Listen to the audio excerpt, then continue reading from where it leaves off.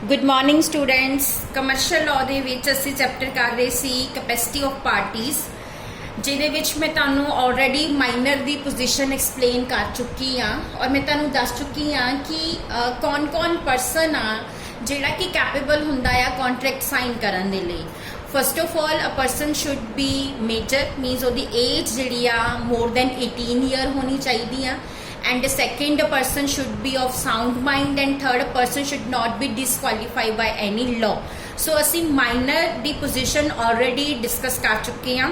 ਅੱਜ ਅਸੀਂ ਕਰਾਂਗੇ person of unsound mind and person disqualified by law ਦੇ ਬਾਰੇ ਵਿੱਚ। ਸਭ ਤੋਂ ਪਹਿਲਾਂ person of unsound mind।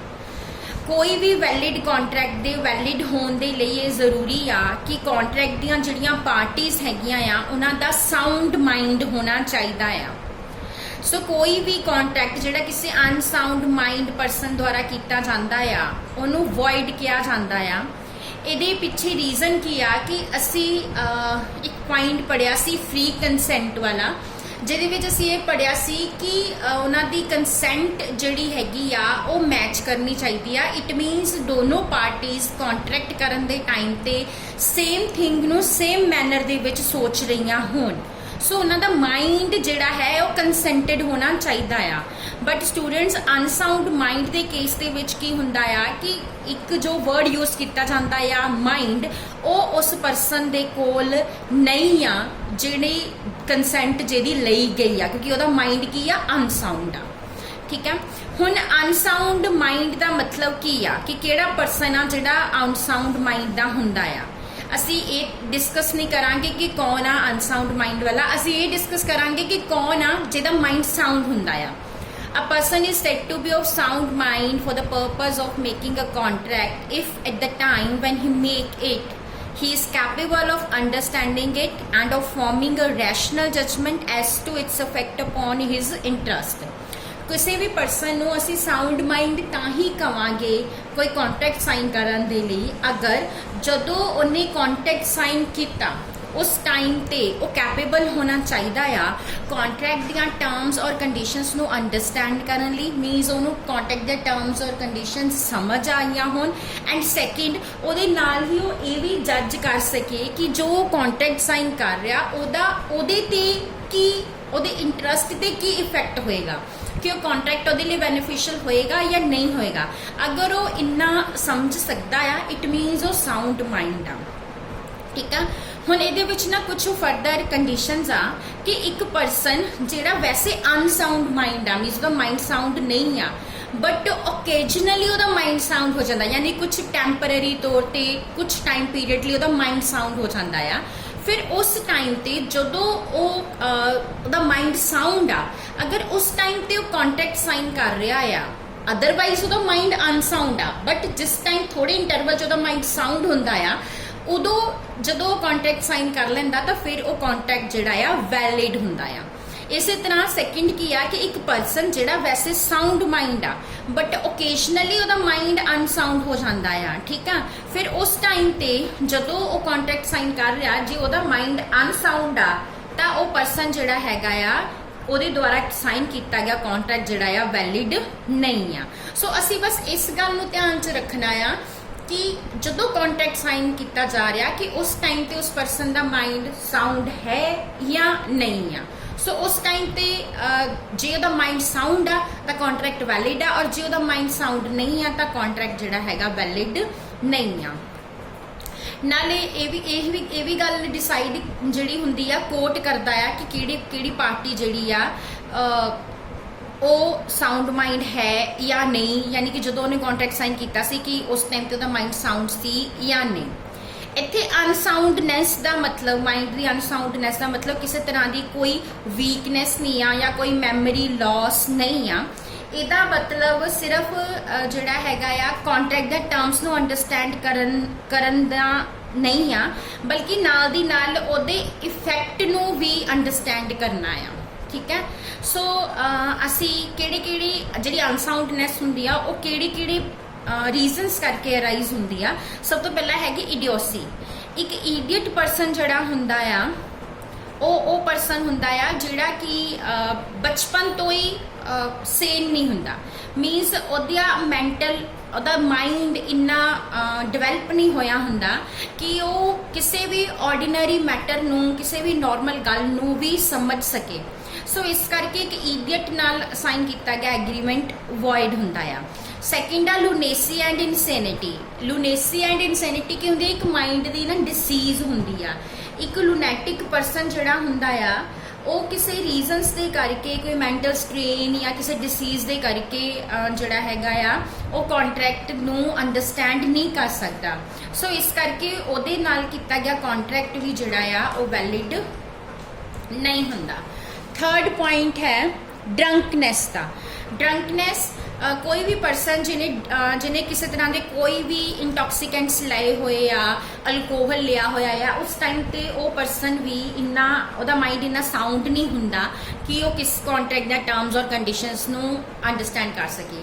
ਜਿਹੜਾ ਡਰੰਕਡ ਪਰਸਨ ਆ ਅਦਰਵਾਈਜ਼ ਉਹ ਸਾਊਂਡ ਮਾਈਂਡ ਆ, ਉਹਦਾ ਮਾਈਂਡ ਬਿਲਕੁਲ ਠੀਕ ਆ, ਬਟ ਜਦੋਂ ਉਹਨੇ ਡਰਿੰਕ ਕਰ ਲਈ ਆ ਉਸ ਟਾਈਮ ਤੇ ਉਹਦਾ ਮਾਈਂਡ ਸਾਊਂਡ ਨਹੀਂ ਆ। ਸੋ ਉਸ ਵੇਲੇ ਉਹਦੇ ਦੁਆਰਾ ਕੀਤਾ ਗਿਆ ਕੰਟਰੈਕਟ ਜਿਹੜਾ ਵੈਲਿਡ ਨਹੀਂ ਹੋਏਗਾ। ਫੋਰਥ ਹੈ ਹਿਪਨੋਟਿਜ਼ਮ। ਹਿਪਨੋਟਿਜ਼ਮ ਕੀ ਹੁੰਦਾ ਕਿ ਕੋਈ ਪਰਸਨ ਜਿਹੜਾ ਆ ਉਹਨੂੰ ਟੈਂਪਰੇਰੀ ਤੌਰ ਤੇ ਇਨਕੈਪੇਬਲ ਬਣਾ ਦਿੱਤਾ ਜਾਂਦਾ ਹੈ ਕਿਸੇ ਦੂਸਰੇ ਪਰਸਨ ਦੁਆਰਾ। ਸੋ ਉਹ ਸਿਰਫ ਉਸੇ ਪਰਸਨ ਦੇ ਅਕੋਰਡਿੰਗ ਹੀ ਚੱਲਦਾ ਆ, ਯਾਨੀ ਕਿ ਉਹ ਆਪਣਾ ਮਾਈਂਡ ਯੂਜ਼ ਨਹੀਂ ਕਰ ਰਿਹਾ। ਸੋ ਉਸ ਵੇਲੇ ਵੀ ਉਹਦੇ ਦੁਆਰਾ ਕੀਤਾ ਗਿਆ ਕੰਟਰੈਕਟ ਵੈਲਿਡ ਨਹੀਂ ਹੁੰਦਾ। And last one is a mental decay. Mental decay ਜਿੱਦਾਂ ਬਹੁਤ ਓਲਡ ਏਜ ਦੇ ਵਿੱਚ ਜਾ ਕੇ ਜਿਹੜੇ ਮਤਲਬ ਲੋਕ ਹੁੰਦੇ ਆ, ਬਜ਼ੁਰਗ ਹੁੰਦੇ, ਉਹਨਾਂ ਦੇ ਦਿਮਾਗ ਕੰਮ ਕਰਨੇ ਬੰਦ ਕਰ ਦਿੰਦੇ, ਉਹਨਾਂ ਨਹੀਂ ਚੱਲਦੇ ਹੈਗੇ। ਸੋ ਉਸ ਵੇਲੇ ਵੀ ਉਹਦੇ ਦੁਆਰਾ ਕੀਤਾ ਗਿਆ ਕੰਟਰੈਕਟ ਜਿਹੜਾ ਆ ਵੈਲਿਡ ਨਹੀਂ ਹੁੰਦਾ। ਸੋ ਇੱਕ ਅਨਸਾਊਂਡ ਪਰਸਨ ਨਾਲ ਕੀਤਾ ਗਿਆ ਐਗਰੀਮੈਂਟ ਵੋਇਡ ਹੁੰਦਾ ਆ। ਠੀਕ ਆ। ਹੁਣ ਨੈਕਸਟ ਹੈ person disqualified from contracting by any other law. ਹੁਣ ਅਸੀਂ ਪੜ੍ਹਨਾ ਕਿ ਕੁਝ ਪਰਸਨਸ ਇਹੋ ਜਿਹੇ ਨੇ ਜਿਨ੍ਹਾਂ ਨੂੰ ਲਾਅ ਨੇ ਡਿਸਕੁਆਲੀਫਾਈ ਕੀਤਾ ਹੋਇਆ ਆ, ਜਿਸ 'ਚ ਫਸਟ ਆਫ ਆਲ ਹੈ ਅਲਾਈਨ ਐਨਮੀਜ਼। ਅਲਾਈਨ ਐਨਮੀ ਉਹ ਹੁੰਦਾ ਆ ਜਿਹਦੇ ਨਾਲ ਤੁਹਾਡੀ ਵॉर ਚੱਲ ਰਹੀ ਆ, ਜਿਸ ਕੰਟਰੀ ਨਾਲ ਤੁਹਾਡੀ ਵॉर ਚੱਲ ਰਹੀ ਆ ਉਸ ਟਾਈਮ ਉਹ ਤੁਹਾਡਾ ਐਨਮੀ ਕੰਟਰੀ ਆ। ਠੀਕ ਆ। ਫਿਰ ਚਾਹੇ ਤੁਸੀਂ ਉਹਦੇ ਨਾਲ ਜਿਹੜਾ ਕੰਟਰੈਕਟ ਸਾਈਨ ਕੀਤਾ ਸੀਗਾ ਉਹ ਉਦੋਂ ਕੀਤਾ ਸੀ ਜਦੋਂ piece C, Shanti C, but ਬਾਅਦ ਵਿੱਚ ਵॉर ਸ਼ੁਰੂ ਹੋ ਗਿਆ। ਬਟ ਜਦੋਂ ਵॉर ਸ਼ੁਰੂ ਹੋ ਗਈ ਆ ਹੁਣ ਉਹ ਤੁਹਾਡਾ ਐਨਮੀ ਆ, ਸੋ ਹੁਣ ਤੁਸੀਂ ਉਹਦੇ ਨਾਲ ਕੋਈ ਵੀ ਕੰਟਰੈਕਟ ਜਿਹੜਾ ਆ ਸਾਈਨ ਨਹੀਂ ਕਰ ਸਕਦੇ। ਸੈਕਿੰਡ ਆ ਫੋਰਨ ਸੋਵਰਨਸ ਐਂਡ ਐਮੀ ਮਾਈਨਰਸ। ਜਿਹੜੇ ਫੋਰਨ ਸੋਵਰਨਸ ਹੁੰਦੇ ਆ, ਜਿੱਦਾਂ ਫੋਰਨ ਡੈਲੀਗੇਟਸ ਹੁੰਦੇ ਆ ਜਿਹੜੇ ਕੰਟਰੀ ਦੇ ਵਿੱਚ ਆਉਂਦੇ ਆ, ਉਹ ਵੀ ਸਾਡੀਆਂ ਲੋਕਲ ਕੋਰਟ ਦੀਆਂ ਜਰਿਸਡਿਕਸ਼ਨ ਦੇ ਅੰਡਰ ਨਹੀਂ ਆਉਂਦੇ। ਠੀਕ ਆ। ਸੋ ਇਹੋ ਜਿਹੇ ਜਿਹੜੇ ਪਰਸਨ ਹੁੰਦੇ ਆ, these person have a right to contract. ਉਹਨਾਂ ਕੋਲ ਕੰਟਰੈਕਟ ਸਾਈਨ ਕਰਨ ਦਾ ਰਾਈਟ ਤਾਂ ਹੁੰਦਾ ਆ, but can claim the privilege, but ਉਹ ਇਹ ਵੀ ਪ੍ਰਿਵਿਲੇਜ ਲੈ ਸਕਦੇ ਆ ਕਿ ਉਹਨਾਂ ਨੂੰ ਸਿਊ ਨਹੀਂ ਕੀਤਾ ਜਾ ਸਕਦਾ। ਸੋ ਇਹੋ ਜਿਹੇ ਪਰਸਨਸ ਨੂੰ ਤੁਸੀਂ ਸਿਊ ਨਹੀਂ ਕਰ ਸਕਦੇ। ਠੀਕ ਆ। ਉਸ ਤੋਂ ਬਾਅਦ ਥਰਡ ਵਨ ਹੈ ਇਨਸੋਲਵੈਂਟ। ਇਨਸੋਲਵੈਂਟ ਜਿਹਦੀ ਇਨਸੋਲਵੈਂਸੀ ਚੱਲ ਰਹੀ ਆ, ਇਨਸੋਲਵੈਂਸੀ ਦਾ ਪ੍ਰੋਸੀਜਰ ਚੱਲ ਰਿਹਾ ਆ, ਡਿਊਰਿੰਗ ਦੈਟ ਟਾਈਮ ਉਹਦੇ ਨਾਲ ਕੀਤਾ ਗਿਆ ਕੰਟਰੈਕਟ ਵੀ ਵੈਲਿਡ ਨਹੀਂ ਹੁੰਦਾ। ਫੋਰਥ ਆ ਕਨਵਿਕਟ। ਕੋਈ ਵੀ ਕਨਵਿਕਟ ਜਿਹੜਾ ਕਿ ਅੰਡਰ ਗੋਇੰਗ ਇੰਪ੍ਰਿਜ਼ਨਮੈਂਟ ਆ, ਜਿਹਨੂੰ ਸਜ਼ਾ ਹੋਈ ਆ, ਉਹ ਵੀ ਕਿਸ ਤਰ੍ਹਾਂ ਦਾ ਕੋਈ ਵੀ ਕੰਟਰੈਕਟ ਸਾਈਨ ਨਹੀਂ ਕਰ ਸਕਦਾ। ਉਸ ਤੋਂ ਬਾਅਦ ਆ corporation. Corporation like companies artificial person ਹੁੰਦੀਆਂ ਆ। ਠੀਕ ਆ। ਇਹ ਸਿਰਫ ਲਾਅ ਦੀਆਂ ਆਈਜ਼ ਦੇ ਵਿੱਚ ਐਗਜ਼ਿਸਟ ਕਰਦੀਆਂ ਆ, ਬਟ ਇਹ ਜਿਹੜਾ ਕੰਟਰੈਕਟ ਸਾਈਨ ਕਰਦੀਆਂ ਓਨਲੀ ਥਰੂ ਦਾ ਏਜੰਟਸ ਸਾਈਨ ਕਰਦੇ ਆ। ਲਾਈਕ ਇਹਨਾਂ ਦੇ ਡਾਇਰੈਕਟਰਸ ਜਿਹੜੇ ਨੇ, ਮੈਨੇਜਰਸ ਜਿਹੜੇ ਨੇ, ਮੈਨੇਜਿੰਗ ਡਾਇਰੈਕਟਰਸ ਜਿਹੜੇ ਨੇ, ਉਹੀ ਜਿਹੜੇ ਕਾਰਪੋਰੇਸ਼ਨ ਦੇ ਬਿਹਾਫ ਤੇ ਕੰਟਰੈਕਟ ਸਾਈਨ ਕਰਦੇ ਆ। ਉਸ ਤੋਂ ਬਾਅਦ ਆ ਪ੍ਰੋਫੈਸ਼ਨਲ ਪਰਸਨ। ਜਿਹੜੇ ਪ੍ਰੋਫੈਸ਼ਨਲਸ ਨੇ, ਡਾਕਟਰਸ ਆ, ਐਡਵੋਕੇਟਸ ਹੈਗੇ ਆ, ਉਹ ਇਸ ਕੈਟੇਗਰੀ ਦੇ ਵਿੱਚ ਆ ਜਾਂਦੇ ਆ। ਇੰਗਲੈਂਡ ਦੇ ਵਿੱਚ ਤਾਂ ਜਿਹੜੇ ਐਡਵੋਕੇਟਸ ਆ, ਜਿਨ੍ਹਾਂ ਨੂੰ ਬੈਰਿਸਟਰਸ ਕਹਿੰਦੇ ਆ ਇੰਗਲੈਂਡ ਦੇ ਵਿੱਚ, ਉਹਨਾਂ ਨੂੰ ਜਿਹੜਾ ਉਹਨਾਂ ਦੇ ਐਟੀਕੇਟਸ, ਉਹਨਾਂ ਦੇ ਪ੍ਰੋਫੈਸ਼ਨ ਦੇ ਐਟੀਕੇਟਸ ਪ੍ਰੋਹਿਬਿਟ ਕਰਦੇ ਆ ਕਿ ਉਹ ਆਪਣੀ ਫੀਸ ਲਈ ਵੀ ਕਿਸੇ ਪਰਸਨ ਨੂੰ ਸਿਊ ਨਹੀਂ ਕਰ ਸਕਦੇ, ਯਾਨੀ ਕਿਸੇ ਦੇ ਕੇਸ ਨਹੀਂ ਕਰ ਸਕਦੇ। ਠੀਕ ਆ। ਸੋ ਇਸੇ ਤਰ੍ਹਾਂ ਜਿਹੜੇ ਰਾਇਲ ਕਾਲਜ ਆਫ ਫਿਜ਼ੀਸ਼ੀਅਨ ਦੇ ਮੈਂਬਰਸ ਹੈਗੇ ਆ, ਉਹ ਵੀ ਸੇਮ ਇਸੇ ਤਰ੍ਹਾਂ ਕਿਸੇ ਨੂੰ ਆਪਣੀ ਫੀਸ ਲਈ ਸਿਊ ਨਹੀਂ ਕਰ ਸਕਦੇ।